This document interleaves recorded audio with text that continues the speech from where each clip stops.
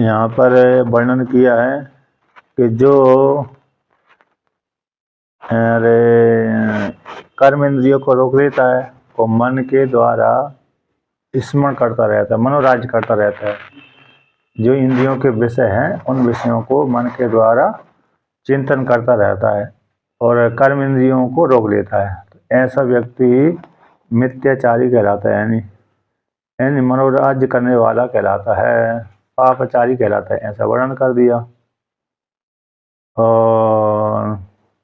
और जो व्यक्ति फिर बाहर में जो दूसरे के लिए कह दिया गया कि अरे मन के द्वारा ज्ञान इंद्रियों को रोक लिया, बस में कर लिया, मन के द्वारा ज्ञान इंद्रियों को रोक लिया और रोक करके नियमन करके और फिर कर्म इंद्रियों के द्वारा कर्म करता है और कर्तापन के भाव से रहित होकर के, ऐसा वो श्रेष्ठ कहलाता है। कौन? जो मिथ्याचार से कर्म करने वाला व्यक्ति। इसलिए शरीर की यात्रा के लिए भी व्यक्ति को क्या करते रहना चाहिए? नित्य कर्म करते रहना चाहिए। तो ऐसे लोग में प्रसिद्धि भी है, इस प्रकार से वर्णन कर दिया। अब उसी को और आगे वर्णन करते हैं। 8वां 9वां कि यच्च मन से बंधनार्थत्वात् कर्म न कर्तव्यम इति तद अपि असत। भगवान श्री कृष्ण कहते हैं कि एक है कर्मणा बद्धते जंतु, एक श्लोक है कर्मों के द्वारा जीव बनता है, महाभारत का शांति पर्व का है, 112 नंबर पृष्ठ पे। कर्मणा बद्धते जंतुर विद्या च विमुच्यते तस्मात् कर्म न कुर्वन्ति यतयः पारदर्शिनः। ये जो श्लोक पहले आया था 112 नंबर पृष्ठ पे, महाभारत का शांति पर्व का है, 241वें अध्याय का 7वां श्लोक है। तो यहाँ पर कहते हैं कर्मणा बंधते जंतुर, कर्मों से जीव जीव बनता है और विद्या से जीव मुक्त हो जाता है। इसलिए जो पार को देखने का स्वभाव है जिनका, ऐसे सन्यासी कर्म नहीं करते। तो इसी स्मृति से कर्म तो बंधन के लिए है, तन्ना श्रेयार्थी न, तो श्रेयार्थी के लिए कर्म नहीं करना चाहिए। ऐसी आशंका को लेकर के खंडन करते हैं। तो क्या खंडन करते हैं? मतलब पूर्व पक्षी का कहना है भाई कि कर्म तो बंधन के हेतु होते हैं, तो इसलिए कर्म बंधन के हेतु है, तो जो मोक्ष को चाहने वाला है उसको कर्म नहीं करना चाहिए। तो उस शंका को लेकर के अनुवाद करके उस खंडन करते हैं कि यच्च मन से बंधनार्थत्वात् कर्म न कर्तव्यम, यदि तुम ऐसा मानते हैं कि कर्म बंधन के हेतु है, कर्म बंधन के हेतु होने इसलिए कर्म नहीं करना चाहिए, तदपि असत है, वो ठीक नहीं है। एक अष्टावक्र गीता है, अष्टावक्र गीता में आता है निवृत्तिरपि मूढ़स्य प्रवृत्तिरुपजायते प्रवृत्तिरपि धीरस्य निवृत्ति फलदायिनी। ये अष्टावक्र गीता का 18वें अध्याय का 6वां श्लोक है। कहते हैं मूढ़ की जो प्रवृत्ति है, निवृत्ति अपि मूढ़स्य, निवृत्ति अपि मूढ़स्य, मूढ़ की जो निवृत्ति है प्रवृत्ति उपजाते, प्रवृत्ति को करने वाली है, देने वाली है। मूढ़ अज्ञानी व्यक्ति है, अज्ञानी व्यक्ति की जो निवृत्ति है वो प्रवृत्ति को देने वाली होती है। और प्रवृत्ति रपि धीरस्य, निवृत्ति फलदायिनी, और धीर व्यक्ति ज्ञानी व्यक्ति की जो प्रवृत्ति है, मुमुक्ष व्यक्ति की प्रवृत्ति है, ज्ञानी व्यक्ति की प्रवृत्ति है, निवृत्ति फल देने वाली है, निवृत्ति रूप फल को देने वाली होती है। तो ज्ञानी अज्ञानी में भेद होता है, यानी अज्ञानी व्यक्ति की निवृत्ति प्रवृत्ति फल को देने वाली होती है और ज्ञानी व्यक्ति की प्रवृत्ति निवृत्ति फल को देने वाली है, मोक्ष फल को देने वाली है। ऐसे अष्टावक्र गीता में आता है।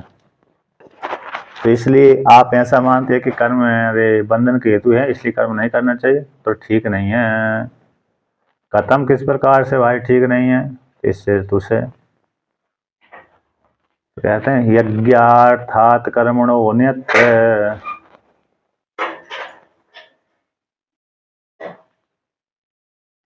लोकोऽयं कर्म बंधनः।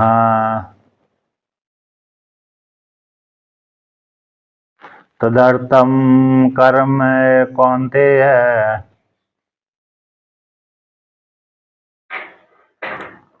मुक्त संगः समाचर।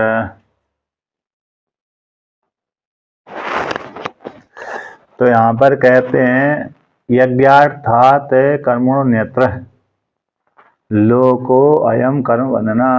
अयम है लोक यज्ञ से भिन्न जो कर्म करता है वो बंधन के हेतु होते हैं। यज्ञो वै विष्णु, यज्ञ विष्णु है, तो ईश्वर के लिए जो कर्म किए जाते हैं तो वो तो बंधन के हेतु नहीं होते, किंतु ईश्वर से भिन्न अन्य कामना के लिए जो कर्म करता है जो अधिकारी व्यक्ति है, लोक यानी जीवात्मा, लोक कहते भुगते तिलोका, जिसमें लोग शरीर में रह करके जीव भोगता है इस पृथ्वी लोक में। तो इस शरीर पृथ्वी लोक में रह करके जीव शरीर में रह करके जीव कर्मों सुख अथवा दुख वाले कर्मों को फल का उपभोग करता है, कर्म करता है और कर्मों का फल भी भोग करता है। तो है जो जीव अधिकारी है यज्ञ आर्थ कर्मणों, यज्ञ के लिए कर्म किए गए उनसे भिन्न है जो कर्म होते हैं बंधन के हेतु होते हैं। तदर्थम कर्म कौन थे, इसलिए यज्ञ के लिए कर्म करो, यानी परमात्मा की प्राप्ति के लिए कर्म करो। मुक्त संग समाचार, आसक्ति से रहित होकर के कर्म करते रहिए, है ना। आसक्ति से होकर के मुक्त संग यानी कर्म के फल की आसक्ति से रहित होकर के आचरण करने से कर्म बंधन के हेतु नहीं होते, बल्कि मोक्ष की प्राप्ति के हेतु हो जाते हैं। क्योंकि आसक्ति से रहित होकर कर्म करेगा व्यक्ति तो फिर क्या हो जाएगा, अंतःकरण शुद्धि हो जाएगी, अंतःकरण शुद्धि से ज्ञान की प्राप्ति, ज्ञान की प्राप्ति से मोक्ष फल की प्राप्ति होती है। इसलिए कर्म करते रहना चाहिए। यज्ञ दान तप मनुष्यों को पवित्र करने वाले होते हैं, ऐसा भगवान ने कहा है। अब भगवान भास्कर इसका व्याख्यान करते हैं। अरे कर्म अधिकारी व्यक्ति के लिए तद अकर्णायुक्तम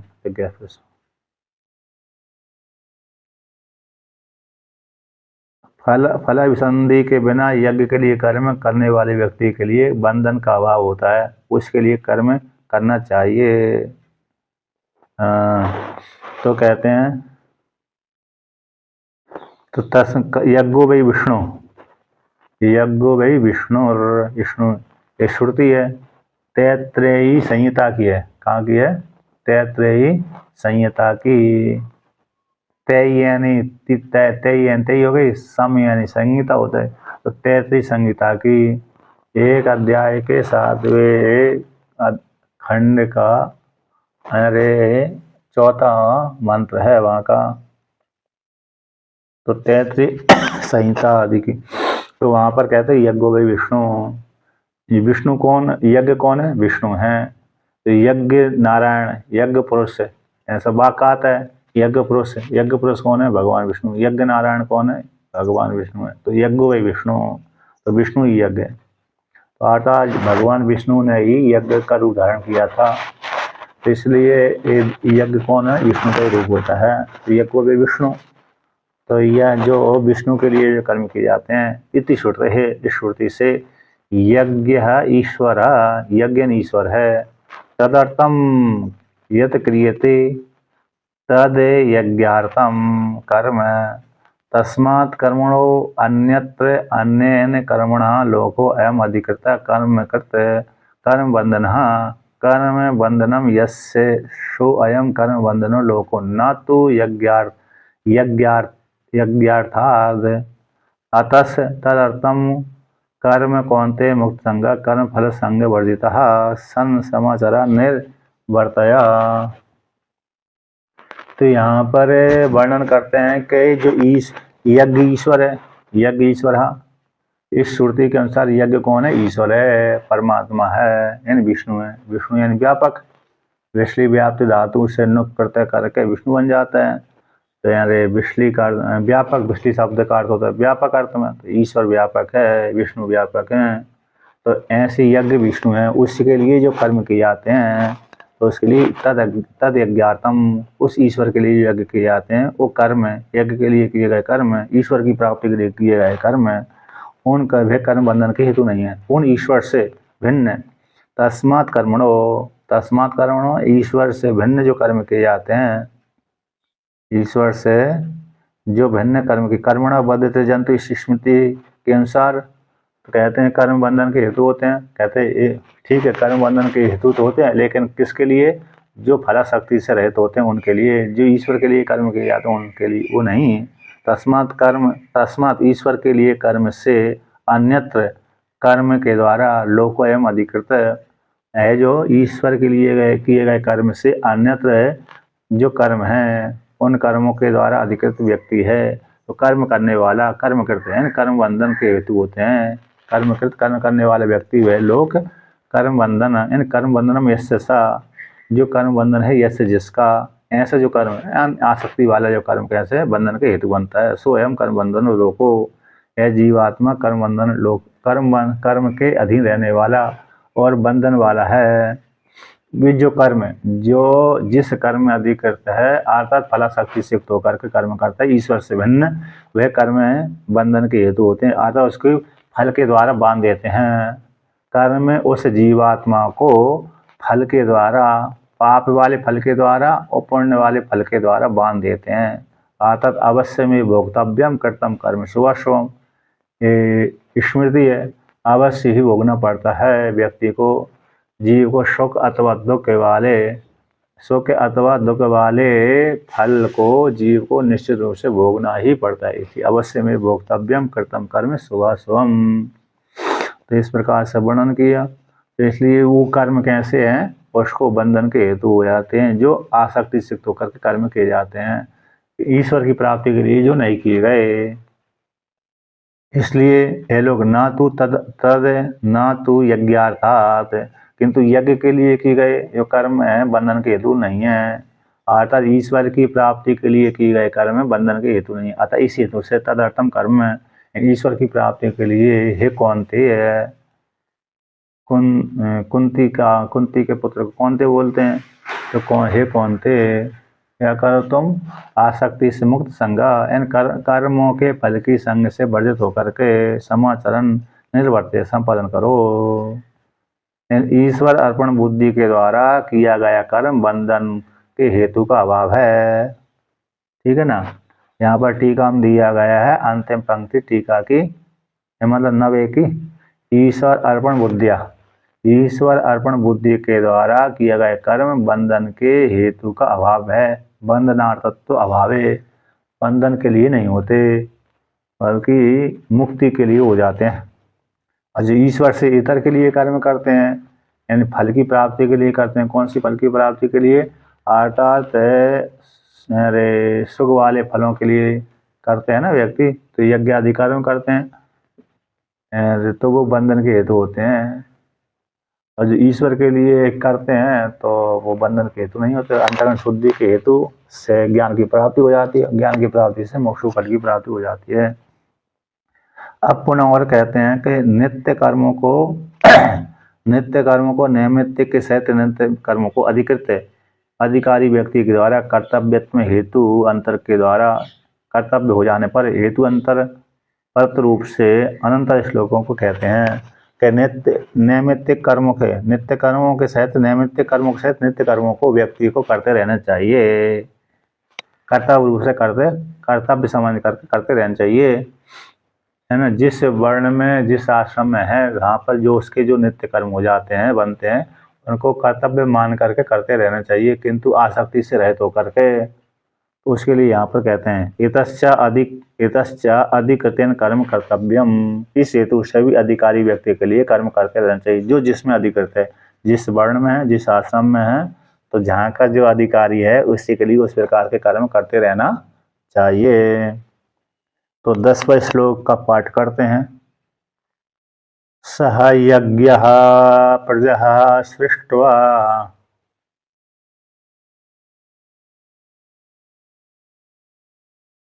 पुरोवाच प्रजापतिः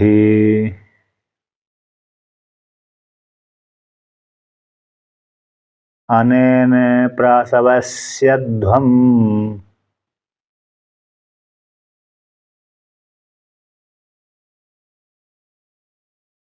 एषा वोस्तुष्ट कामधुक्।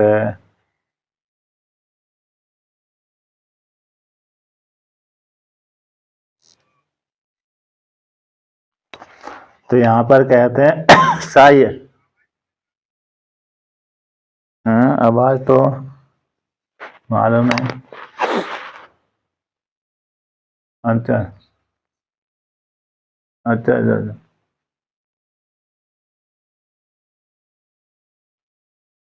तो अभी ठीक ठीक कट कट के आती है क्या?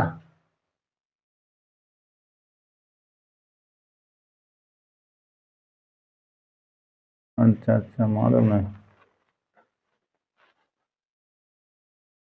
तो देखिए, अब यहाँ पर कहते हैं सहा यज्ञ, यज्ञ सहित इति स यज्ञ, यज्ञ के सहित प्रजा को ईश्वर ने, यज्ञों के सहित प्रजा को सृष्टि करके, यानी यहाँ पर तीन वर्णों को लेकर कर दिया, वर्णन कर दिया। अरे ब्राह्मण क्षत्रिय वैसे अपने संस्कार के अनुसार को लेकर के, तो प्रजा के सहित यज्ञों के सहित प्रजा की सृष्टि करके कौन ने? पहले पूरा प्रजापति ने, प्रजा के पालन करने वाले सर के आदि में प्रजा को सृष्टा। प्रजापति ने पूर्व पूरा यानी सर के आदि में कहाँ पर किया था?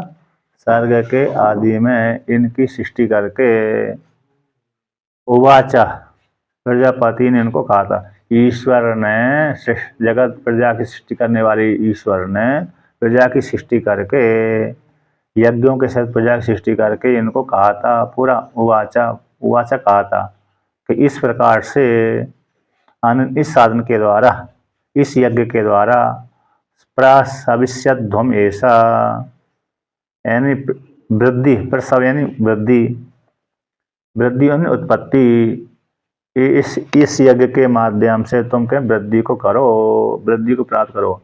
वो इन तुम लोगों के लिए ये यज्ञ अस्तु हो इष्ट काम दुख, कैसे कामना की पूर्ति करने वाला हो, है जो यज्ञ है तुम लोगों के लिए वो, यानी इसमाकम तुम लोगों के लिए अस्तु हो, क्या हो? इष्ट काम दुख, अपनी अपनी कामनाओं की पूर्ति कराने वाला हो।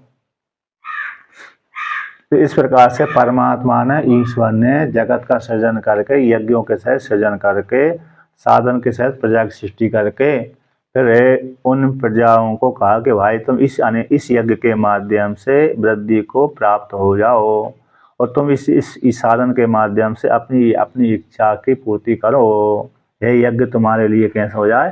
कामना की पूर्ति करने वाला हो। इस प्रकार से ऐसा भगवान ने पहले सृष्टि के आदि ईश्वर ने प्रजाओं से कहा था उत्पन्न करके। इसलिए इस हेतु से भी तुम, हे अर्जुन, तुम क्या करते रहो? नित्य कर्म करते रहो, नित्य कर्मों का त्याग मत करो। इस प्रकार से कहा। अब भगवान भाष्कर इसका व्याख्यान करते हैं कि सह यज्ञ यज्ञ सहिता प्रजास्त्रयो वर्णास्तास्त सृष्टो उत्पाद्य पुरा सर्गादौ उवाच उक्तवान प्रजापति प्रजानाम सृष्टा। कहते हैं यज्ञ सा यज्ञ यानी यज्ञ सहिता, यज्ञ के सहित जो प्रजा, यज्ञ के सहित प्रजा तीन वर्ण वाली ब्राह्मण क्षत्रिय वैश्य, इन तीन प्रजाओं को सृष्टि करके, यद्यपि चार प्रजाओं की सृष्टि करी है, ब्राह्मण क्षत्रिय वैश्य शूद्र, लेकिन यहाँ पर उपनयन संस्कार के अनुसार लेके कह दिया यज्ञ के अधिकारी को लेकर के कि प्रजा को सृष्टि करके, उनको सृष्टि करके उत्पाद सृष्टि उत्पादन करके पूर्व काल में सर्ग के आदि में उवाचा सृष्टि करके कहा था उक्तवान प्रजापति ने। प्रजापति किसको बोलते हैं? प्रजा नाम सृष्टा, प्रजाओं की सृष्टि करने वाले को प्रजापति कहते हैं। तो क्या कहते हैं कि अनेन, इस प्रकार से प्रजापति ने कहा था, अनेन यज्ञान प्रासविष्यध्वम यानी प्रसवो विधिर उत्पत्ति स्ताम क्रुद्धम, कहते इस यज्ञ के माध्यम से प्रसविष्यध्वम इन प्रसव इन वृद्धि इन उत्पत्ति ताम उस वृद्धि को तुम करो, इस यज्ञ के माध्यम से अपने में वृद्धि करो। इस यज्ञ रूप साधन के माध्यम से, नित्य कर्मों के माध्यम से क्या करते रहो? आप सब वृद्धि को प्राप्त होते रहो। वृद्धि करो, वृद्धि उत्पत्ति को करो, वृद्धि को करो, इस प्रकार से अपने इच्छा की पूर्ति करते रहो, अपनी कामना बढ़ते रहो। वृद्धि करो मतलब बढ़ते रहो आप। इस यज्ञों के माध्यम से ऐश्वर्य संपत्ति आदि से बढ़ते रहो, अन्य कार्य से बढ़ते रहो, हृष्ट पुष्ट होते रहो। येषो यज्ञ वो इक्ष्वाकम अस्तु भवतु इष्टकामदुक एंड इष्टान अभिप्रेतान कामान फल विशेषान दोग्धि इति इष्ट कामदुक। ऐसा जो यज्ञ है तुम लोगों के लिए अस्तु हो, एंड क्या हो, किसके लिए हो, इष्ट कामदुक एंड इष्ट यानी अभिप्रेत कामना, फल विशेष को दो देने वाला हो, दोहन करने वाला हो, देने वाला हो।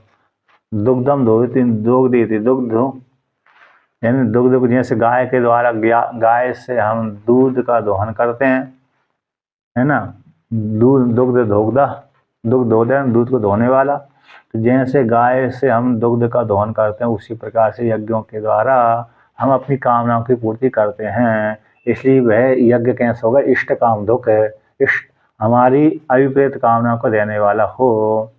इस प्रकार से भगवान श्री कृष्ण ने अर्जुन से कहा। इस हेतु से भी व्यक्तियों को क्या करते रहना चाहिए, अपने नित्य कर्म करते रहना चाहिए, यज्ञ आदि कर्म करते रहना चाहिए, इनको त्यागना नहीं चाहिए। सुनाई पड़ रही है ना? हरिओम आ रही है। तो कहते हैं और भी किस हेतु से, कहें कथम पुनः अभिष्ट फल विशेष हेतुत्व यज्ञ से विज्ञाते, किस प्रकार से पुनः अभिष्ट फल विशेष हेतुत्व है यज्ञ का विज्ञाते। यज्ञ हमारी विशेष कामना की पूर्ति, हर कामना को पूर्ति करने वाले होते हैं।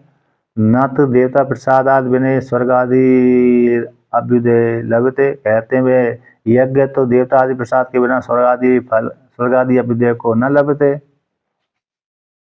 नापि सम्यक दर्शन अंतरण निश्चय से दूतम पारयति, कहते हैं नापि सम्यक दर्शन के बिना निश्चय को प्राप्त करने की समर्थ नहीं होते, तो किस प्रकार से वे हमारी कामना की पूर्ति करेंगे।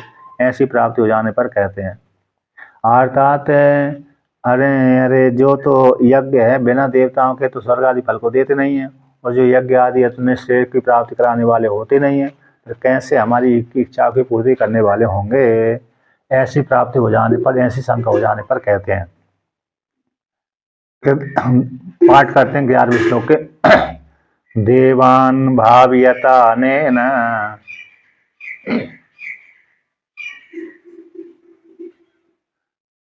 ते देवा भावयन्तु वः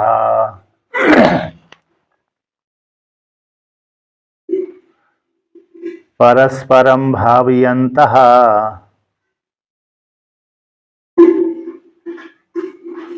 श्रेयः परमवाप्स्यतः।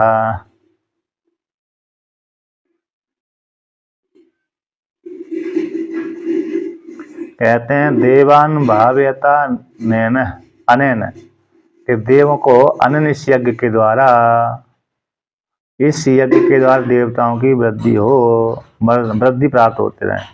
एन भाव्यता भावना, भाव इस यज्ञ के माध्यम से, इस यज्ञ के माध्यम से इंद्र आदि देवता वृद्धि को प्राप्त हों, है ना, यज्ञ के द्वारा देवता वृद्धि प्राप्त हों। ते वे देवा भावयन्तु वा, जैसे साधक यज्ञ करेगा तो यज्ञ के माध्यम से, जैसे यज्ञ करने से देवता कैसे हृष्ट पुष्ट होते हैं।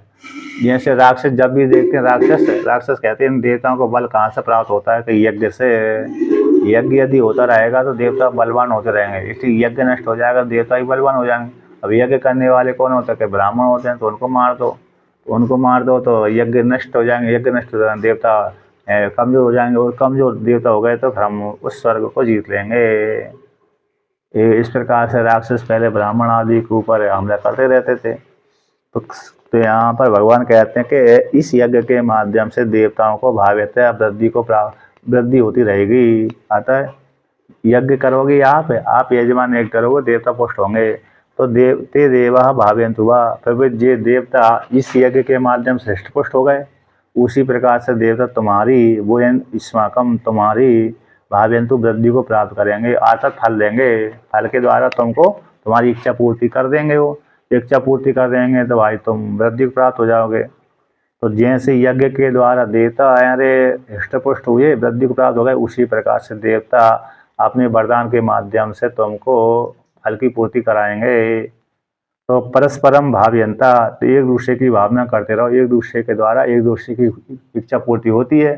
परस्पर व्यवहार होता ना, मैं तुम्हारा साथ दे रहा हूँ, तुम मेरा साथ दो, जो व्यवहार होता है उसी प्रकार से देवताओं के साथ इसी प्रकार से व्यवहार करो। अतः परस्पर भावयंता, परस्पर एक दूसरे की वृद्धि करते रहो, जिससे श्रेय परम अभावश्यता, फिर श्रेय कल्याण रूप फल की प्राप्ति तुमको हो जाएगी।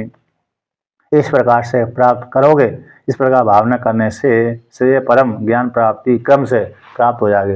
यानी क्रम से अंतःकरण शुद्धि के माध्यम से जब देवताओं के लिए यज्ञ करोगे, ईश्वर के लिए यज्ञ करेंगे, तो देवता तुमको इच्छा की पूर्ति कर देंगे और ज्ञान की प्राप्ति करा देंगे। अतः ज्ञान की प्राप्ति की योग्यता दे देंगे, और ज्ञान की प्राप्ति की योग्यता हो जाने से व्यक्ति को फिर ज्ञान आ जाता है। जैसे भगवान ने कहा ही है स्पष्ट रूप से, ददामि बुद्धि योगम, मैं उसको बुद्धि योग प्रदान कर देता हूँ। तो बुद्धि योग जिसको दे दिया, तो फिर कर्तव्य के विषय में उसको ज्ञान हो जाता है, ये करना चाहिए, ये नहीं करना चाहिए, ये सब उसको ज्ञान हो जाता है। इस प्रकार से अब और आगे कहते हैं, भगवान भाष्यकार कहते हैं कि देवानिति, कि देवान मतलब इस प्रकार से क्रम, इस प्रकार करने से श्रेय को अवाप्स्यता, यानी श्रेय को तुम प्राप्त कर लोगे, है ना, इस प्रकार से कर्म करने से। तो देवान इन इंद्रादीन भाव्यता वर्धयता अनेन यज्ञन ते देवा भाव्यंता आप्यायन्तु वृष्ट्यादीनः वो युष्मान एवं परस्परम अन्योन्यम भाव्यंता श्रेय परम अपि ज्ञान प्राप्ति क्रमेण अवाप्स्यता स्वर्गम व परम श्रेय अवाप्स्यता। कहते हैं देवान इंद्रादि देवता भाव्यता, तो कहते हैं वर्धयता, तो वृद्धि को प्राप्त हुई इस यज्ञ के माध्यम से। जब देवता यज्ञों के द्वारा वृद्धि को प्राप्त हो गए, तो वे देवता भाव्यंतु यानी आप्यंतु, आपकी वृद्धि करें। किसके माध्यम से देवता वृद्धि करें? वृष्टि आदि के माध्यम से। जब देवताओं के उनको भोजन प्राप्त हो गया, तो भोजन हो जाने के पश्चात व्यक्ति में सामर्थ्य जाती है, तो देवता भी आपकी वृद्धि कर देते हैं वृष्टि आदि के माध्यम से। जब जहाँ पर वर्षा अच्छी हो गई, तो वहाँ पर किसानों को फसल अच्छी मिल जाती है, किसानों को फसल अच्छी मिली तो अन्न को मिल जाती है, और जहाँ पर सूखा ही पड़ गया तो किसानों को नहीं मिला, तो फिर अन्न को नहीं प्राप्त होता। इसलिए तो वृष्टि आदि के माध्यम से देवता तुम्हारी वृद्धि को प्राप्त करेंगे, वृष्टि आदि के द्वारा तुम लोगों को क्या करेंगे? वृद्धि को प्राप्त करेंगे। तो कहते हैं एवं इस प्रकार से परस्परम अन्योन्यम भाव्यंता, इस प्रकार से एक दूसरे की भावना करने से श्रेयन परम अपि श्रेष्ठ ज्ञान प्राप्ति जो फल है वो क्रम से प्राप्त हो जाएगा। अथवा स्वर्गम व, हाँ, तो दोनों प्रकार से क्रम प्राप्ति ना, क्रम से ज्ञान प्राप्ति क्रम से अवाप्स्यता। अथवा विकल्प करते हैं स्वर्गम व श्रेय अवाप्स्यता, अथवा कल्याणकारी जो स्वर्ग है, व्यक्ति स्वर्ग चाहता है, स्वर्ग को प्राप्त कर लेगा। दोनों प्रकार से, एक तो क्रम से ज्ञान प्राप्ति कर लेगा इस प्रकार चिंतन करने से, और दूसरी प्रकार से वो हो गया कि अरे मोक्ष फल को प्राप्त कर लेगा। मोक्ष फल को ज्ञान प्राप्ति के माध्यम से मोक्ष फल को प्राप्त हो जाएगा। अथवा जिसको ज्ञान नहीं हो पाया, स्वर्ग तो प्राप्त हो ही जाएगा। विकल्प कर दिया ना, स्वर्गम व परम श्रेयो, अथवा जो परम श्रेयो शब्द से स्वर्ग भी ले लिया भगवान भास्कर ने। तो जैसा जिसकी योग्यता थी, जैसे जो कर्म करेगा उसी के अनुसार, किसी को ज्ञान के लिए करेगा ज्ञान प्राप्त हो जाएगा, जिसके लिए स्वर्ग के लिए करेगा स्वर्ग प्राप्त हो जाएगा। तो दोनों प्रकार से ज्ञान भी प्राप्त हो सकता है और स्वर्ग भी प्राप्त हो सकता है, इस प्रकार के सेवन करने से, कर्मों को सेवन करने से। यहाँ पर टीका में दिया है मुमुक्षुत्तम बुभुक्षुत्तम विभागेन श्रेयसी विकल्पा। मुमुक्षुत्तम और बुभुक्षुत्तम, तो मुमुक्षुत्तम मोक्ष की प्राप्त करने की इच्छा, और बुभुक्षुत्तम भक्षण करने की इच्छा, प्राप्त करने की इच्छा, यानी ऐश्वर्य धन संपत्ति आदि प्राप्त करने की इच्छा। तो दोनों प्रकार से, तो से शब्द में दोनों से की प्राप्ति हो जाए, से में दोनों प्रकार के विकल्प हैं। भोगों की इच्छा भोग तो भोगने की इच्छा की प्राप्ति हो जाएगी, तो भोगने की इच्छा मतलब स्वर्ग आदि फल की प्राप्ति हो जाएगी। और मोक्षत्व तो मोक्ष वाले के लिए ज्ञान प्राप्ति हो जाएगी, ज्ञान के द्वारा मोक्ष फल की प्राप्ति हो जाएगी। तो इसलिए श्रेय की प्राप्ति श्रेय शब्द से दोनों ले लेना चाहिए, स्वर्ग और मोक्ष, स्वर्ग और ज्ञान दोनों प्रकार से। ठीक, हाँ श्रेय प्रेय मतलब यही होगा। तो स्वर्ग यानी स्वर्ग भोग भोक्षत्व हो गए तो स्वर्ग आदि फल, श्रेय प्रेय आ गया, और मोक्षोत्तम यानी मोक्ष की प्राप्ति के लिए ज्ञान आ गया। तो दोनों प्रकार से की प्राप्ति हो जाती है इस प्रकार के नित्य कर्मों के सेवन करने से। किंचा और भी कहते इस हेतु से भी अधिकारी व्यक्ति के लिए कर्म करते रहना चाहिए। अब 12वें श्लोक के द्वारा वर्णन करते हैं। इष्टान भोगान ही वो देवा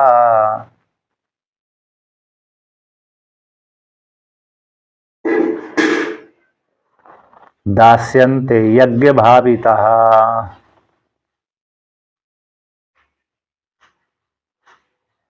तैर्दत्तान प्रदायेभ्यो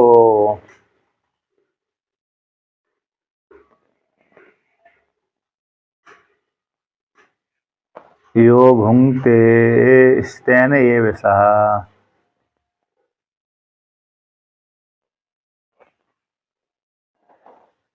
कहते हैं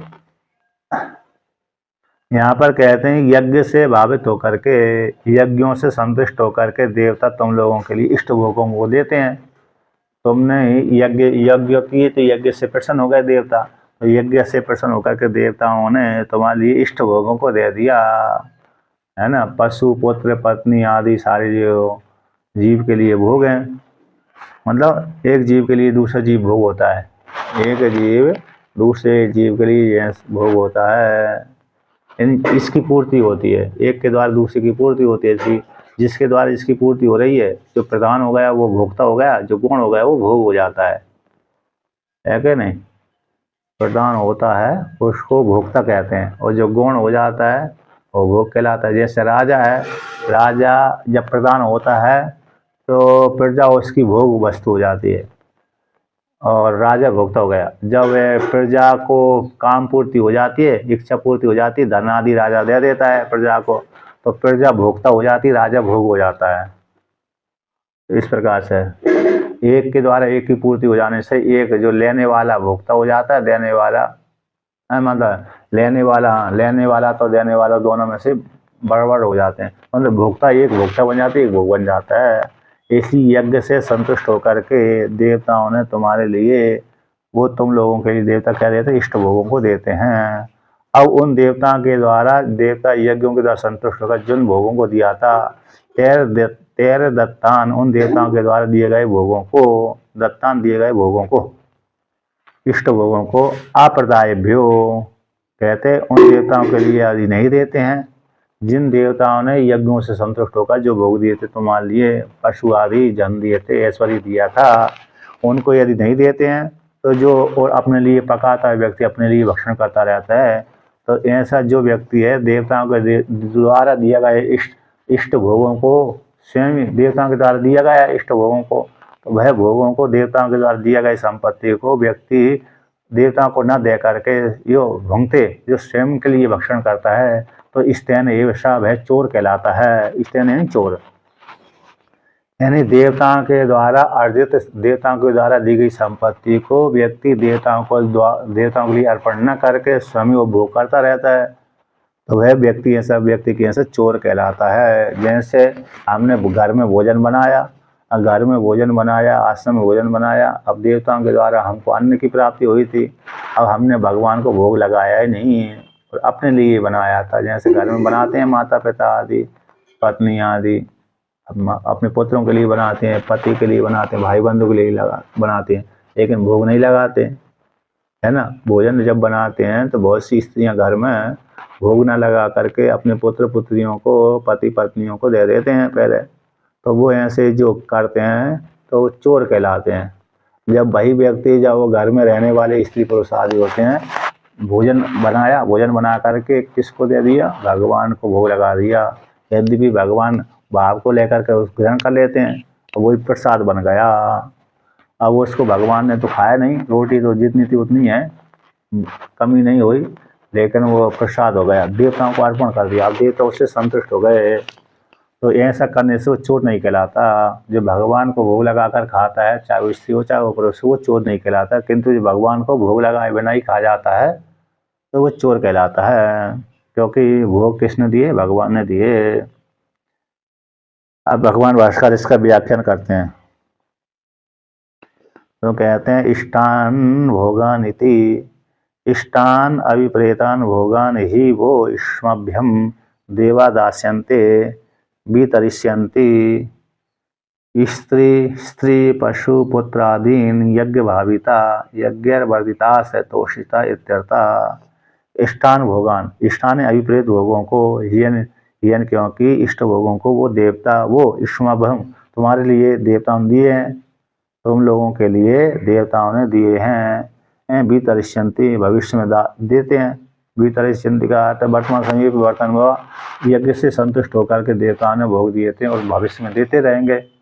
वर्तमान काल में दे दिए है ना, और भविष्य काल में देते रहेंगे।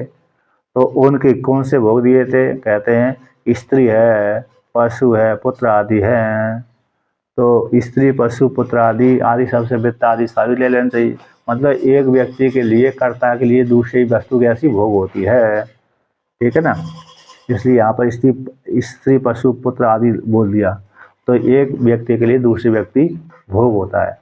जैसे स्त्री प्रधान हो गए तो उसके लिए पति पुरुष भोग हो जाएगा इत्यादि। तो स्त्री पशु पुत्र आदि जो भोग दिए गए हैं, आगे यज्ञ से भावित होकर के, यज्ञों के द्वारा वर्धित है, यज्ञ संतुष्ट होकर के, तोषिता संतुष्ट होकर के जो भोग दिए गए हैं, उन भोगों को जो व्यक्ति उनको दिए, जिन देवताओं के द्वारा दिए गए भोगों को देवताओं को अर्पण न करके, तो कहते हैं पश्वादि विचय यज्ञ अनुष्ठान द्वारा भोगो निवर्तनीय अन्यथा प्रतिवाय प्रसंगात। यहाँ पर कहते हैं पशुआदियों के द्वारा, पशुआदियों को भगवान ने दे दिया, देवताओं ने दे दिया, तो पशुआदियों के माध्यम से यज्ञ अनुष्ठान के द्वारा, तो पशु दे दिए तो पशुओं को देवताओं को कैसे अर्पण करेंगे भाई? पशुओं को देवताओं ने दे दिया, मनुष्यों के लिए भोग दे दिया। अब देवताओं जब पशुओं को दे दिया तो पशुओं को कैसे वो अर्पण करेंगे देवताओं के लिए? स्त्री को भगवान ने दे दिया तो स्त्री को अर्पण कैसे करेंगे? पुत्र को भगवान ने दे दिया, पुत्र को देवताओं ने दे दिया, तो पुत्र को अर्पण कैसे करेंगे? ये शंका हो गई ना।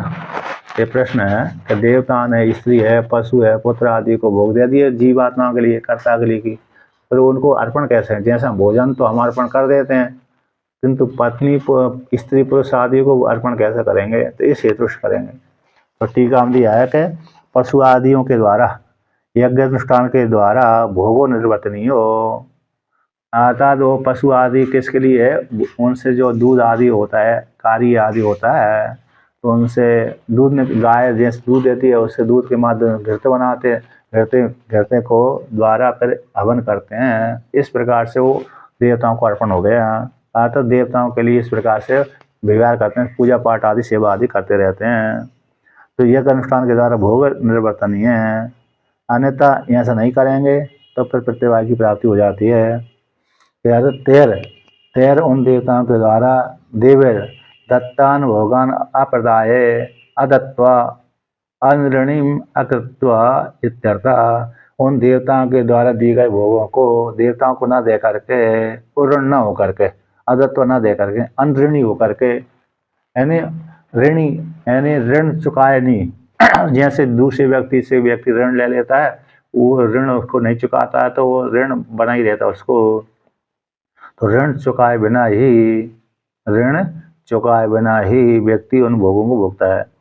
देवऋण, ऋषि ऋण, पितृऋण, 3 प्रकार के ऋण होते हैं। किस प्रकार, कितने ऋण होते हैं? 3 प्रकार के ऋण होते हैं, देव ऋण, ऋषि ऋण और पितृऋण। देवताओं का ऋण किससे चुकता है? अरे यज्ञ आदि के माध्यम से। यज्ञ आदि के माध्यम से देवताओं को ऋण चुक जाता है। अरे ऋषियों को ऋण स्वाध्याय से चुक जाता है। पितरों का ऋण पुत्र उत्पादन करके, प्रजा को उत्पन्न करके यज्ञ के द्वारा देवताओं का ऋण, और ऋण देवताओं का ऋण से रहित हो जाते हैं। और ब्रह्मचर्य के द्वारा, ब्रह्मचर्य का आता है ऋषि ऋण, स्वाध्याय आदि के माध्यम से ऋषि ऋण से ऋण हो जाते हैं।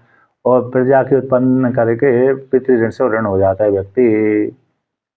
तो इसलिए यहाँ पर कहते हैं अन्न,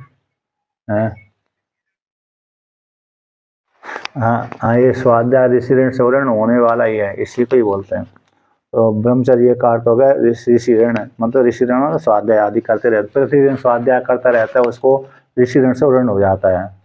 यदि स्वाध्याय नहीं करेगा तो परंपरा नष्ट हो जाएगी, परंपरा नष्ट हो जाएगी तो फिर व्यक्ति अज्ञानी हो जाएगा, नरक आदि में जाने लगेगा।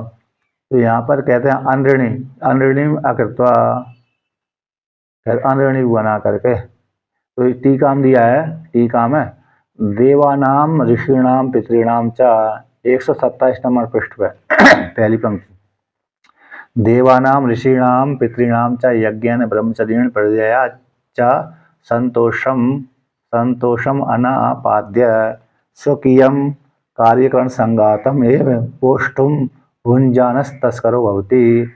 देवऋण, देवताओं को, ऋषियों को, पितरों को यज्ञ के द्वारा, ब्रह्मचर्य के द्वारा, प्रजा के द्वारा संतोषम करके, संतोष को अनापाद्य, संतोष न करके, तो यज्ञ के द्वारा, ब्रह्मचर्य के द्वारा, प्रजा के द्वारा संतोष कर लिया, ठीक हो गया, ऋण हो गया। किंतु इनके द्वारा, यज्ञ के द्वारा देवताओं को संतुष्ट नहीं करता, ब्रह्मचर्य के द्वारा ऋषि को संतुष्ट नहीं करता, प्रजा के द्वारा पितरों को संतुष्ट नहीं करता, ऐसा न करके। तो यहाँ पर कहते ना करके फिर क्या करते हैं, कहते स्वकीय कार्यकर संगात, कोई अपने स्वकीय, जो स्वकीय जो कार्यकर संगात है, स्थूल शरीर है, सूक्ष्म शरीर है, उसी को पोषण करने में लगा रहता है। खूब खाओ पियो, जैसे चारवाक होते ना, आज की जो प्रजा होती है, आज की वर्तमान काल में, पहले की प्रजा इसी प्रकार से होती थी। बीच में जो नास्तिक रहते हैं, नास्तिक चारवाक कहते हैं खाओ पियो मजे मारो, है कि नहीं। आज विदेश वाले तो ये कहते हैं खूब कमाओ, अपने पास में धन होना चाहिए, बैंक बैलेंस अच्छा होना चाहिए, फिर कोई समस्या नहीं है। बैंक बैलेंस की जो चिंता करते रहते हैं नहीं, तो उसी प्रकार से चारवाक का मत है खूब खाओ पियो मजे मारो, नहीं है तो पड़ोसी से उधार ले लो, लेकिन खाओ जरूर। मर जाएंगे तो क्या भरोसा, मर गए तो फिर कौन आने वाला है दोबारा करके। तो कहते हैं अपने सौ कार्यकर संगात को पोषण करने में लगा रहता है, ऐसा व्यक्ति तो तस्कर भवती, तस्कर हो जाता है, चोर कहलाता है। तो एभ्यो देव्यो, मूल में कहते हैं एभ्यो देवेभ्यो यो भुंक्ते स्वदेह इंद्रियाणी एव तर्पति स्तेन एव तस्कर एव सा देहादि सु अपारी, के देवताओं के लिए, देवताओं के द्वारा दिए गए भोग को न दे करके जो भुंगते, देवताओं के द्वारा दिए गए भोग है उनके लिए न दे करके जो स्वयं भुंगते, सोए धे इंद्रियाणी तर्पति, अपने शरीर इंद्रियों को तृप्त करता रहता है व्यक्ति। तो ऐसा करने वाला व्यक्ति स्तेन एव, इन तस्कर एव, इन तस्कर इन चोर, स्तेन का अर्थ चोर, तस्कर का अर्थ भी चोर कहलाता है हिंदी में। तो तस्कर कहलाता है, चोर कहलाता है। देवादि सु अपहारी, देवताओं के धन को अपहरण करने वाला है। देवादि सु अपहारी, देवादि स्वयं धन, देवादि स्वधन अपहारी है ना, देवादि स्वापहारी। तो देवादि अलग कर दो, स्व अलग कर दो, स्वयं धन होता है, स्व शब्द काट दो धन, अपहारी। तो देवादियों के धन को अपहरण करने वाला चोर कहलाता है। जैसे देवताओं के मंदिर को लूटते रहते हैं ना, पहले से ही लूटते, अभी भी लूट लेते हैं व्यक्ति, देवताओं के मंदिर को लूट लेते हैं, मूर्ति तोड़ देते हैं मृक्ष आदि, तो पहले से भी देवताओं के मंदिरों को मृक्षों खूब लूटा है। तो जिस प्रकार तो देवताओं के धन को अपहरण करने वाले होते हैं चोर कहलाते हैं। तो चोर करने वाले व्यक्ति को फिर क्या करते हैं, पाप का फल भोगना पड़ता है। जैसे उसमें आता है, अरे मनुस्मृति में आता है, दुष्कृतम ही मनुष्याणाम अन्नम आश्रित तिष्ठति अश्नाति यो ही यस्य अन्नम स तस्य स्नाति किल्बिषम। ये श्लोक है। कहते हैं मनुष्यों का जो पाप है, दुष्कृतम ही मनुष्याणाम, मनुष्यों का जो पाप है अन्न को आश्रय करके रहता है। कहते जो व्यक्ति यस्य अन्नम यु अश्नाति, यानी क्योंकि जो व्यक्ति जिसका अन्न खाता है, सब तस्य अश्नाति किल्बिषम, वह व्यक्ति उस दूसरे व्यक्ति का अन्न पाप ही खाता है, उसको मनुष्यों का पाप अन्न को आश्रय करके रहता है। और जो व्यक्ति जिसके घर में भोजन करता है उसका वो भोजन ना करके उसका पाप ही खाता है। इसलिए तो व्यक्ति जो दान करते हैं ना, तो दान करने से क्या होता है, पुण्य तो प्राप्त होता है, उनके पाप निवृत्त हो जाते हैं। दान करने वाले व्यक्ति के पाप निवृत्त हो जाते हैं, खाने वाले के पास में वो पाप आ जाते हैं। इसलिए तो कहते हैं, इसलिए जो दान लेने वाले को खूब भजन करना चाहिए, नहीं तो दान लेने वाला व्यक्ति के मन खराब कर देता है वो दान। ऐसा लोग हम प्रसिद्धि है। अब आगे कहते हैं,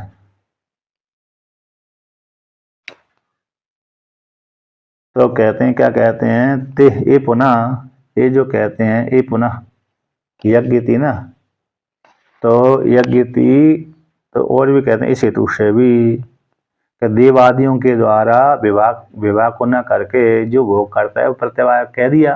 देवताओं के द्वारा दिए गए भोगों को उनको न दे करके स्वयं ही खाता है तो प्रत्यवाय लगता है कि अन्य तद अन्यसाम सर्वदोष सहितम, जो इस प्रकार से करता है और विवाह करके खाता है उसको दोष, सारे दोषों से रहित हो जाता है। उसको लेकर कहते हैं जो देवताओं के द्वारा दिए गए भोगों को उन देवताओं को अर्पण करके भोग करता है तो फिर उसके लिए कैसे हो जाता है, वो अरे सारे दोषों से रहित हो जाता है, सारे दोषों को रहित करने वाला होता है। उसको लेकर कहते हैं यज्ञ श्रेष्ठ सिन्ह संतो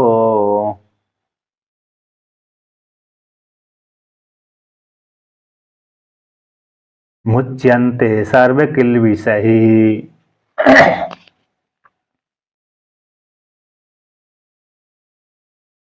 भुंजते ते तो गहम पापा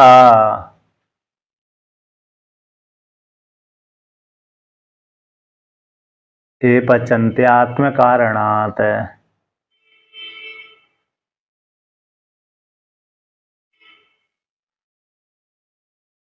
तो कहते हैं जो व्यक्ति, अब एक तो एक चोर का वर्णन कर दिया जो देवताओं के द्वारा दिए गए भोगों को देवताओं को अर्पण न करके विभाग न करके स्वयं भक्षण करता है तो प्रत्यवाय लगते हैं पापी कहलाता, चोर कहलाता है।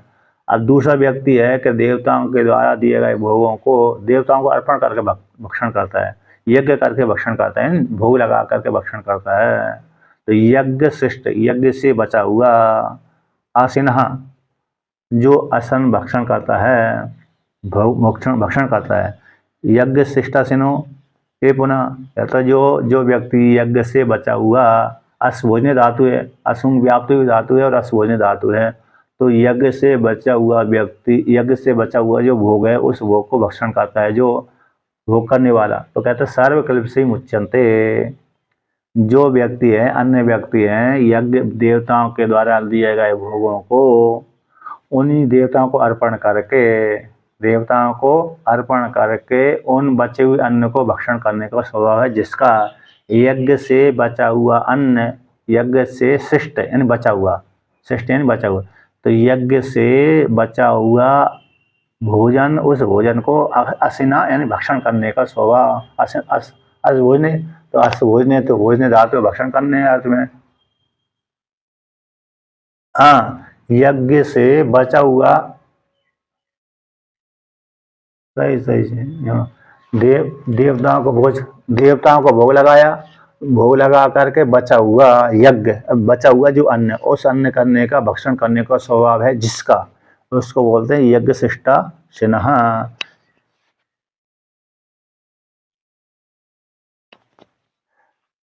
हाँ, पहले भोजन बनाया, भोजन बना करके भगवान को अर्पण कर दिया, फिर बाद में अरे फिर भक्षण किया। जैसे घरों में ना, जिसमें जब घरों में आग लगती, घर में चूल्हे पे भोजन बनाया जाता था, चूल्हे पे जब माताएं भोजन बनाती थी उस काल में चूल्हे में सिरू की रोटी डाल देती हैं, डालती नहीं डालती, तो वो भोग लग गया है। अब पहली रोटी आग में डाल दिया तो भोग लग गया वो। अब भोग लग गया, देवताओं को भोग मिल गए, अग्नि देवता ने ले लिया, चाहे उनको ज्ञान हो चाहे ना हो, उन्होंने तो ये जान लिया था पहली रोटी आग में डाल देनी चाहिए। और ये परंपरा बनी हुई थी शुरू में, तो देवताओं ने यहीं से परंपरा आई है, भगवान ने कहा इस प्रकार से। अब वो माता भूल भाल गई होंगी, तो लेकिन एक रोटी डालने की आदत थी उनकी, तो डालते रहते थे। अब गैस चूल्हा हो गया तो नहीं डालते हैं, है ना। पहले तो अग्नि में जो रोटी बनाते हैं तो डालते हैं, अभी भी डालती होंगी महिलाएं, जिनको ज्ञान होगा। तो जो डाल दिया, अग्नि में डाल दिया तो भोग लग गया, अथवा भोजन लगाया। घर में भगवान तो रखते ही हैं लोग, तो भोजन भोजन बनाया, सिद्ध किया, अब तो पहली थाली लगा दिया, भगवान को दे दिया, अब भगवान को भोग लगा दिया, इसके पश्चात फिर भक्षण करें, तो वो कैसे हो जाता है, प्रसाद बन जाता है। तो यज्ञ से बचा हुआ, भगवान को भोग लगा करके बचा हुआ जो भोजन है, उस भोजन करने का, भक्षण करने का स्वभाव है जिसका, ऐसे वो होते हुए, ऐसे जो साधक हैं वे सर्व कल्पसी मुच्यंते, सारे कल्पसों से, पापों से मुक्त हो जाते हैं। कहते भुंजते तू अगम पाप ये पचंती आत्मकारणा, किंतु जे अरे अपने लिए पकाते हैं, जो अपने भगवान के लिए भोजन बनाते हैं और तो सारे क्लेशों से मुक्त हो जाते हैं, किंतु जो ते भुंजते अगम पापम, ये पापाचारी जो व्यक्ति है जो अपने लिए पकाते हैं, पचंती आत्मकारण, अपने कारण, अपने लिए, अपने शरीर को पुष्ट होने के लिए पकाते हैं, वो तो वे पापाचारी पाप को ही खाते हैं, अगम इन पाप को भक्षण करते हैं। पाप को क्या करते हैं, भक्षण करते हैं, है ना। स्वयं तो पाप ही है, पाप को ही भक्षण करते हैं। अब आगे कहते हैं, यहाँ पर वर्णन करते हैं कि यज्ञ से बचा हुआ ये पुनः ते तादृशंता, इस प्रकार के होते सारे कलेश से मुक्त हो जाते हैं। टीका में है, यज्ञ से बचा हुआ भोजन को भक्षण करने का स्वभाव है जिनका, ऐसे वो व्यक्ति इस प्रकार के होते हुए सारे कलेश से मुक्त हो जाते हैं। अब कहते हैं भुंजते, तो देव यज्ञादीन निर्वर्त्य तत् इष्टम तत्शिष्टम अश्नम अमृताख्यम असितुम शीलम येषां ते यज्ञशिष्टासिनः संतो मुच्यन्ते सर्वक्लेशैः सर्वपापैश्चुल्यादि पंचसूना कृतैः प्रमादकृत हिंसादि जनितैश्च अन्यैः। कहते देव यज्ञ आदियों से, देव यज्ञ आदियों को निर्वर्तन करके, देवताओं के लिए, देवताओं की पूजा पाठ करके, यज्ञ करके, जैसे अग्निहोत्र आदि कर्म करते हैं ना, तो वहाँ पर आहुति हवन, जैसे बहुत से आश्रमों में धूना रहता है, कहाँ रहता है, धूना रहता है, धूना में भोग लगा देते हैं। बहुत से आश्रम और बहुत सी जगह तो मंदिर तो रहता ही है, तो मंदिर में भोग लगा दिया। तो देवताओं के लिए जो बनाया गया, यज्ञों के लिए बनाया गया भोजन, तो देव यज्ञ आदियों को निर्वर्त करके, अर्पण करके, जो शिष्ट है, देवताओं के लिए बनाया गया भोजन, यज्ञों के लिए बनाया गया भोजन, उनको देवताओं को अर्पण करके, निर्वर्तन करके, संपादन करके, दे करके, अर्पण करके, तो उससे बचा हुआ जो इष्ट शिष्ट अन्न है, शिष्ट अन्न है, उस अन्न को असन करने का वो अमृताक हो गया, प्रसाद बन गया ना, प्रसाद बन गया, भगवान का भोग बन गया, प्रसाद बन गया, उसको भक्षण करने का स्वभाव है जिसका, जिन लोगों का, ते वे यज्ञ शिष्टा सेना कहलाते हैं। ऐसे श्रेष्ठ यज्ञ से बसे हुए अन्न को भक्षण करने के स्वभाव वाले कहलाते हुए मुच्यन्ते, इन सारे पापों से मुक्त हो जाते हैं। सारे पाप कौन हो गए, चुल्य आदि जो 5 सूना है, चुल्य आदि 5 सूना वाले पापों से मुक्त हो जाते हैं। प्रमाद के हिंसा आदि, प्रमाद को लेकर के जैसे चलता है व्यक्ति, चलते चलते चींटी के ऊपर ही पैर लग करके चला जाता है, तो प्रमादकृत हो गया। वो देख रहा है कि चींटी बहुत निकल रही है, लेकिन जानबूझ करके चल जाता है। कभी कभी जैसे वाहन से चलता है तो पशु बहुत सी वो जानवर जाते हैं, वाहन के नीचे मर जाते हैं, तो प्रमादकृत ही हुई हिंसा हो गई। जैसे जड़ भरत है, जड़ भरत देख देख कर चलते थे, जब चींटी आती थी तो सावधान होकर चलते थे, तो प्रमादकृत हिंसा आदि से जनित पापों से ही मुक्त हो जाता है। तो 5 सूना जो ये है ना, 5 सूना, तो यहाँ पर जो टीका में आया 127 नंबर पृष्ठ पे, कहते हैं देव यज्ञ आदियों इत्यादि शब्द के द्वारा, आदि शब्द से पितृयज्ञ भी लेना चाहिए। तो 5 प्रकार के यज्ञ होते हैं, देव यज्ञ, पितृयज्ञ, मनुष्य यज्ञ, भूत यज्ञ, ब्रह्म यज्ञ। 5 यज्ञ, देव यज्ञ पहला हो गया, पितृयज्ञ दूसरा हो गया, मनुष्य यज्ञ तीसरा हो गया, भूत यज्ञ चौथा हो गया, और ब्रह्म यज्ञ 5 हो गया। चत्वार यज्ञ गृहते, 4 यज्ञ। तो यहाँ पर चुल्ली शब्द है ना, जो चुल्ली शब्द आया ना, तो चुल्ली शब्द है ना, पीटर धारणार्थ क्रिया कुर्वन्तो विन्यास विवेक विशेष बंतस्त्रयो ग्रावणों विवक्षन्ते आदि शब्द है ना, कर्णनी पेषणी मार्जनी उत्कुंभी कुंभश्चेति हिंसादि हेतु गृहीता। तो यहाँ पर जिस प्रकार से जो 5 यज्ञ है, जो व्यक्ति को हमेशा, जो घर जीवन वाले व्यक्ति होते हैं ना, उनको 5 पाप प्रतिदिन लगते रहते हैं। तो देखो श्लोक के द्वारा बताता हूँ। कंडनी पेषणी चुल्ली उदकुंभश्च मार्जनी पंचसूनग्रस्तस्य पंचयज्ञे प्रणश्यति। पंचसूनग्रस्तस्य चुल्ली पेषण्य बस्करः कंडनी चैव कुंभश्च बदते यास्तु वायन। ये मनुस्मृति है, 3 अध्याय के 68वां श्लोक। तो कंडनी, कंडनी हो गई काटने वाली। कंडनी का तो काटना होता है। कंडनी शब्द से यहाँ पर क्या लिया है? चुल्ली शब्द से चूल्हा हो गया। तो चुल्ली, देखो कंडनी तो लकड़ी हो गई ना, लकड़ी व्यक्ति काटता है, तो लकड़ी काट दो, उस काल में दीमक भी रहती है और आग में जला देता है। पेषणी, चकिया में आटा पीसते हैं, गेहूं पीसते हैं, तो चकिया में जब पीसते हैं तो फिर व्यक्ति को क्या होता है? कंडनी शब्द से ओखली ले लीजिए। ओखली, धान कूटते ना, धान, कंडनी कूटना हो गया। अरे धान ले लीजिए, तो कंडनी शब्द से धान आ जाएगा। तो धान जब ओखली में कूटते हैं तो उसमें ओखली में कभी कभी कीड़ा रहते हैं। वैसे जैसे जब धान निकालते हैं ना, चावल निकालते हैं व्यक्ति, उस काल में ओखली में ही निकाल, नहीं, वो कंडनी यानी काटना, कंडनी यानी काटना। तो काटने का अर्थ होगा ओखली में धान निकालना, तो उस काल में कीड़े आदि मर जाते हैं।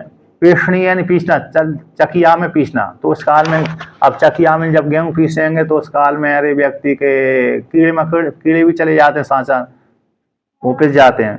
चुल्ली, चूल्हा, चूल्हे में जब चूल्हा जलाते हैं उस काल में लकड़ी में दीमक भी, कभी किसी लकड़ी में दीमक भी रहती है, उस काल में वो पतंगे आदि भी आते रहते हैं। तो चूल्हे जलाने से क्या हो जाता है? अरे बहुत से जीव मर जाते हैं।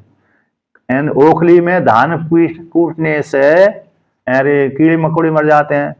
पेषणी चकिया में अरे गेहूं पीसने से कीड़े मकोड़े मर जाते हैं। चूल्हे में अरे आग जलाने से कीड़े मकोड़े मर जाते हैं। उत्कुंभस्य यानी जल पात्र में, जब गर्मी के समय बहुत से कीड़े जल के नीचे आ जाते हैं, पात्र के नीचे जाते हैं, दब कर मर जाते हैं गर्मी के समय, तो वहां पर इसी उत्कुंभियन घड़े से मर जाते हैं। मार्जनी, सबसे ज्यादा मरते हैं मार्जनी, झाड़ू से।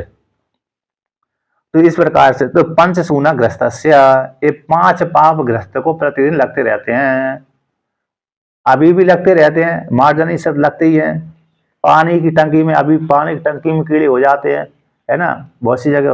और चूल्हा जला, गैस चूल्हे में तो अभी चूल्हा, अग्नि का चूल्हा नहीं है तो गैस चूल्हा आता है, वहां भी कभी कभी मर जाते हैं। और चकिया, जब आटा लेते हैं, आटा पिसाते हैं, तो तब भी मर जाते हैं, बहुत से कीड़े पड़ जाते हैं। तो एक गृहस्थ जीवन वाले व्यक्ति को 5 पाप लगते रहते हैं। इन 5 पापों को 5 यज्ञों के द्वारा नाश हो जाता है। कहते हैं ये 5 सूना ग्रस्त को जो 5 पाप हैं, एक है ना, पेषणी, अवस्करी, इन मार्जनी, कंडनी, कुंभ और कुंभनी, चुल्ली, ये व्यक्ति के यदि 5 पाप व्यक्तियों के ऐसे बांधते रहते हैं, यदि इनको नष्ट नहीं किया, यानी कंडनी, पेषणी, चुल्ली, उत्कुंभ और मार्जनी, इन 5 पापों को निवृत्त नहीं किया, तो 5 पापों को निवृत्त करने के लिए कौन से हैं? यानी ओखली में धान कूटना एक है, उसमें उस काल में कीड़े मर जाते हैं, तो एक पहला पाप। पेषणी, चकिया में आटा पीसते हैं, गेहूं पीसते हैं, उस काल में कीड़े मर जाते हैं, दूसरा पाप। चूल्हे में आग जलाते हैं तो उसमें कीड़े मकोड़े मर जाते, चींटी मर जाती, तीसरा पाप। जल पात्र के द्वारा दब करके मर जाते हैं, चौथा पाप। झाड़ू लगाने से कीड़े मकोड़े मर जाते हैं, 5वां पाप। तो 5 पाप यदि मार्जन नहीं किए तो व्यक्ति को बांध देते हैं। तो 5 पापों को निवृत्त करने के लिए कौन से 5 यज्ञ है? तो उसका देव यज्ञ, पितृ यज्ञ, मनुष्य यज्ञ, भूत यज्ञ और ब्रह्मचर्य यज्ञ, ये 5 हो गए। देवताओं के पूजन करने से देव यज्ञ की निवृत्ति हो जाती है। पितरों के लिए कर्म करने से और पितृ यज्ञ करने से मतलब क्या हो जाता है? और दूसरा पाप निवृत्त हो जाता है। मनुष्य यानी अतिथि यज्ञ, भोजन करा दिए किसी को जो आपने घर के सामने आया, मतलब देवताओं की पूजा करके, देवताओं को भोग लगा कर पूजा करके देव हो गया। पितृयज्ञ है, पितृयज्ञ, पिताओं को अर्पण करके पिंडदान आदि करके तो पितृयज्ञ हो गया। और मनुष्य यज्ञ में अतिथि को भोजन करा दिया, जैसे कोई ब्राह्मण आदि आया, साधु आदि आया, उसको भोजन करा दिया, मनुष्य यज्ञ। भूत यज्ञ तो यानी कुत्ता बिल्ली पक्षियों को भोजन दे दिया। और ब्रह्मचर्य यज्ञ स्वाध्याय, ये 5 यज्ञ हो गए। तो 5 यज्ञ के द्वारा पितृयज्ञ होगा, पक्षी भूत यज्ञ, भूत यज्ञ, भूत यज्ञ में ये पशु सारे आ गए ना, गाय आ गई, गाय आ गए, कुत्ता आ गए, बिल्ली आ गई, पक्षी आ गए। गाय को रोटी देते हैं, गाय को रोटी देते हैं, कुत्ता को रोटी, बिल्ली को रोटी, पक्षियों को जैसे राजस्थान में देखा ना, बहुत पक्षियों को दाना खिलाते हैं, एक जगह देखा है, बहुत जगह, तो वहां पर यहाँ करते रहते हैं। तो ब्रह्म यज्ञ स्वाध्याय, ब्रह्म यज्ञ स्वाध्याय। तो चुल्ली शब्द से यहाँ पर पिटर, यहाँ पर चुल्ली शब्द से पीटर धारण अर्थ क्रिया के लिए कर्मण करने वाला विन्यास है, पीठ आदि। और आदि कंडनी पेशनी मार्जनी उत्कुंभ से हिंसा आदि हेतु क्रियता। तो यहाँ पर कहते हैं तानी एतानी पंच प्राणिना सूनास्थानी हिंसा करणानी प्रयुक्त सर्वहि बुद्धि अबुद्धि पूर्वक दुरितैर मुच्यन्ते इति संबंधा। जो 5 प्रकार के जो कर्म होते हैं, 5 प्रकार जो यारे पाप लगते हैं, इन प्रकार से कर्मों से निवृत्त हो जाते हैं, वैदिक कर्मों से निवृत्त हो जाते हैं। प्रमाद विचार के बिना भी अबुद्धि पूर्वक व्यक्ति पैर चलते चलते चलते चलते कीड़े मकोड़े को मार देता है, हिंसा आदि हो जाती है, इसलिए वहां पर ये सारे पापों से मुक्त हो जाता है। ठीक है ना। पीटर धारण अर्थ क्रिया, यहाँ पर जो चुल्ली शब्द चूल्हा होता ना, तो पीटर पीठ पे जहां पर रखा जाता है, धारण अर्थ क्रिया की जाती है, विन्यास आदि, विन्यास विशेष त्रियो ग्रामणों, ग्रामण पत्थर विशेष, ऐसे पत्थर आदि है ना, ग्रामण पत्थर विशेष, यहाँ पर 3 टाँके लगा देते हैं। जैसे धूना में ना, धूना, तो धूना में वहां पर अरे 3 पाया की वो रख देते हैं, त्रियोग्रामणों 3 ग्रामण 3 पत्थर, 3 पत्थर लगाकर चूल्हा बना दिया जाता है, 3 पत्थर लगा करके चूल्हा बना दिया जाता है। तो इसके ऊपर पिटा धारण आदि क्रिया की जाती है। पिटा धारण पतेली आदि रखी जाती है, तवा है, पतेली है, कढ़ाई आदि रखी जाती है, इस प्रकार से। तो इस चूल्हा में जैसे धूना में तो 3 लोहे की डंडी लगा देते हैं, जैसे धूना में 3 पत्थर भी रख देते हैं, चूल्हा भी घर में माताएं बना लेते हैं इस प्रकार की। तो उसके ऊपर फिर पतेली आदि रख करके फिर भोजन आदि बनाते हैं। तो इस प्रकार से यहाँ पर वर्णन कर दिया। तो इस प्रकार करने से के व्यक्ति पापों से मुक्त हो जाता है। और कहते हैं, भाष्य में कहते हैं, ये तू आत्मम भरायो भुंजते ते तू अगम पापम स्वयं अपि पापा ये पचंती पाकम निर्वर्तयंती आत्म कारणात आत्मेतु। किंतु जो व्यक्ति आत्मा के भरण पोषण करने में लगे रहते हैं, अपने शरीर को पुष्ट करने में लगे रहते हैं, आत्मा का अर्थ हो गया शरीर को पोषण करने में लगे रहते हैं, खाते हैं, तो वे अगम इन पाप को स्वयं ही पापाचारी हैं। तो वे पाप को ही पचनते, पाप को ही पकाते हैं, पाप को ही भक्षण करते हैं, इन पाप का ही संपादन करते हैं। पाकम निर्वर्तयंती, पाप को बढ़ाते रहते हैं, पाप को ही भक्षण करते रहते हैं। आत्म कारणात हेतु, आत्म हेतु से, अपने लिए बनाने के कारण, देवताओं के लिए न बनाने के कारण वो पापाचारी कहलाते हैं। इस प्रकार से यानी देवताओं के लिए बनाया, देवताओं को अर्पण कर भक्षण किया तो फिर कोई समस्या नहीं है, अपने लिए बनाया तो फिर वो पापाचारी कहलाते हैं। इस प्रकार से जानना चाहिए। अर्थात 5 नित्य कर्म करते रहना चाहिए। नित्य जो मतलब कौन से हो गए, अरे देव यज्ञ, मनुष्य पितृयज्ञ, मनुष्य यज्ञ, भूत यज्ञ, ब्रह्मचर्य यज्ञ। 2-3 यज्ञ तो व्यक्ति कर ही लेता है। कौन सा, देवता की पूजा कर ली, देवता की यज्ञ समाप्त हो जाता है। मनुष्य यज्ञ मतलब कोई किसी को अतिथि आ गया, अतिथि हर दिन नहीं आता है, तो अतिथि के लिए क्या करें, अतिथि के लिए प्रतिदिन घर में से एक व्यक्ति के भोजन के लिए आटा निकाल लें, घर में निकाल करके जब 1 महीना हो जाए, 15 दिन हो जाए, तो पड़ोसी में कोई आश्रम हो अथवा उसको दे दो, पड़ोस में है ना, नजदीक में आसपास में कहीं आश्रम हो वहां दे आओ, तो मनुष्य यज्ञ हो जाएगा। भूत यज्ञ तो वही, तो कुत्ता बिल्ली तो यही है पास में, डाल दो। और ब्रह्मचर्य यज्ञ मतलब स्वाध्याय कर लीजिए। और पितृयज्ञ है, पिंडदान आदि कर अर्घ दे दीजिए, पितरों के लिए जल दे दिया, प्रतिदिन दे सकते हैं जल पितरों के लिए। हर दिन जी स्नान किया उसी का, जैसे सूर्य भगवान को अरे जल दिया जाता है ना, उसी काल में पितरों के लिए दे दिया, तो पितृयज्ञ हो गया। तो इस प्रकार से तो ये 5 यज्ञ हर दिन करते रहना चाहिए व्यक्तियों को। अब आगे का पार्ट फिर कल चलाते हैं।